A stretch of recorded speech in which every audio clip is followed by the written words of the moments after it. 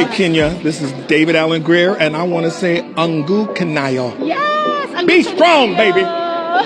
What's going on here? Kenya, we love you. We love you. Angu Kanayo. Yes. Angu Kanayo. Love ya. Do you really? We love you, Kenya. Ungu Kanayo. Yes, thank you guys so much. Kenya, we love you. Angu Kanayo. Yes. Kenya, we love you. Angu Kanayo. Everyone's saying it. Sounds pretty good. Kenya, we love you. Angu Kanayo. Angu Kanayo. It's actually a little dance. Puppets themselves are starting to move at the sound of Gen Z. I want to say we love you, Kenya, and Angukanayu. Angukanayu. These were all Western puppets, but now Kenyan and African revolutionaries seem to have taken control of the regime. Well done, Africa. This is a game changer. Hello, Kenya. My heart is with you. Do you hear this? Kids, your generation is going to save us from ourselves. The Western media. Because us oldies, we have become apathetic and we've lost our drive. But you guys in this generation, you're going to be the ones to keep the planet spinning. Anguka Nayo. The colonialist regime's puppets changing their ways, or at least taking sides with the African revolutionaries and Gen Z. All of it. Sending you big love from Los Angeles. And God, I wish I could say something more profound than that. But you're going to save us. Yeah. That's really beautiful. That's actually the message right now. So God bless you for that. Thank you. If you have won the media to this extreme, this is a new day for Africa and the world.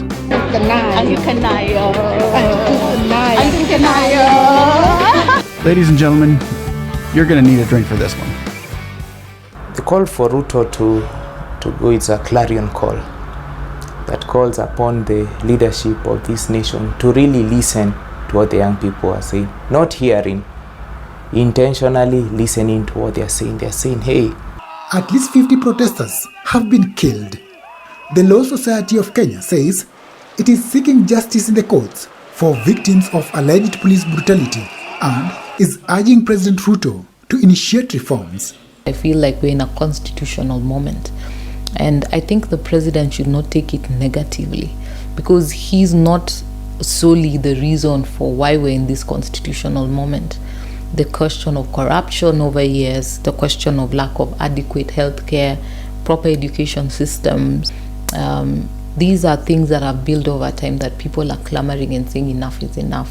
Let us hold public officers accountable. This is the reason behind it all. Let us hold public officials accountable as we see Burkina Faso, once condemned as a violent coup, now being praised as a righteous rebellion, as we're seeing Uganda stripped of all aid from the IMF and the World Bank because they chose to hold fast to their culture of family values and denouncing the LGBTQ, as we see Nigerian citizens following the march of the revolution of the Gen Z and seeking Tinubu to step down. And this is not a trend. This is the future. It has traveled all the way over into Bangladesh as the people there are taking to the streets for the same goal: hold the government officials accountable. And there's nothing red carpet, champagne, and caviar wishes about it.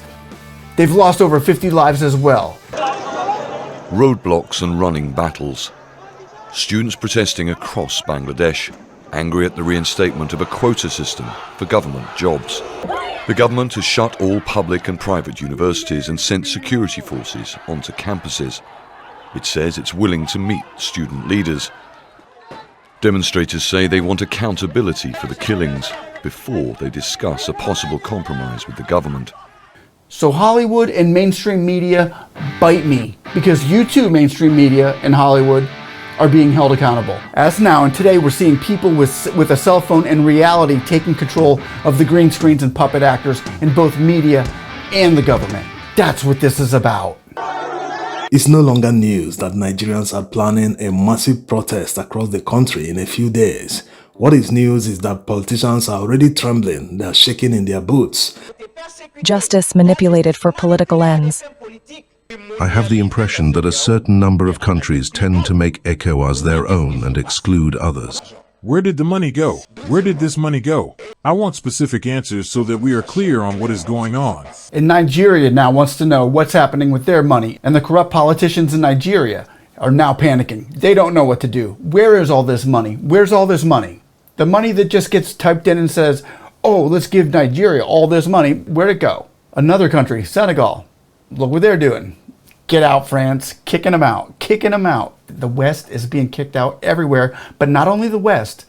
Every little plant, every little puppet that the West has put into office, into play, are gone too. It's a new day.